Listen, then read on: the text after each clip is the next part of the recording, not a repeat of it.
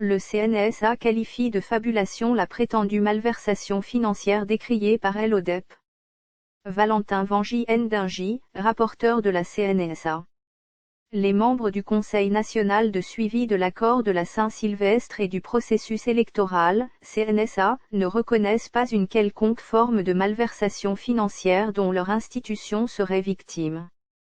Au cours d'une conférence de presse organisée mercredi 10 juin 2020 tard dans la soirée, les membres du CNSA qualifient de fabulation les accusations portées contre leur institution par certaines organisations non gouvernementales œuvrant dans le secteur des finances dont l'Observatoire de la dépense publique, ODEP.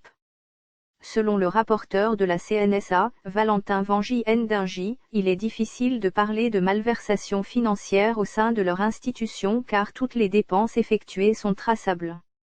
La gestion des frais de fonctionnement du CNSA a fait l'objet de 2 contrôles de reddition de comptes, dont les rapports sont disponibles au bureau du CNSA. Et à la différence des autres institutions qui reçoivent une partie de leur dotation en numéraire, les frais de fonctionnement du CNSA sont payés par voie bancaire et sont traçables, a-t-il indiqué. Le rapporteur de cette institution a précisé que c'est seulement au mois de mars dernier que la situation de la paie des membres du CNSA a été régularisée et que chaque membre perçoit 4 700 000 FC par mois. Ainsi, les membres du CNSA sont mécanisés et payés depuis mars 2020 à la banque et ce, après leur identification sous la supervision de la Direction nationale de la paie. À cet effet, la paie de chaque membre est versée directement à travers leur compte bancaire individuel, sans transiter par le bureau du CNSA.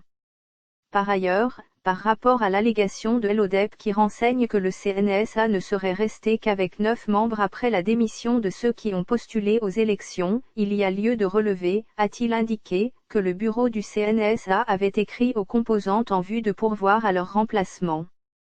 Il sied de rappeler que dans une étude publiée mercredi 10 juin, l'Observatoire de la dépense publique, ODEP, avait dénoncé l'opacité dans la gestion des crédits alloués au Conseil national de suivi de l'accord et du processus électoral, CNSA.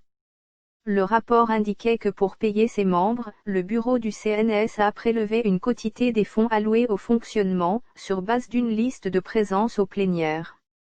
Une prime de prestige de 8,800 millions de francs congolais, 5 216 $ américains, était octroyée à chaque membre, soit une enveloppe mensuelle d'environ 246 millions de francs congolais, 146 058 $ américains. Source /mediacongo.net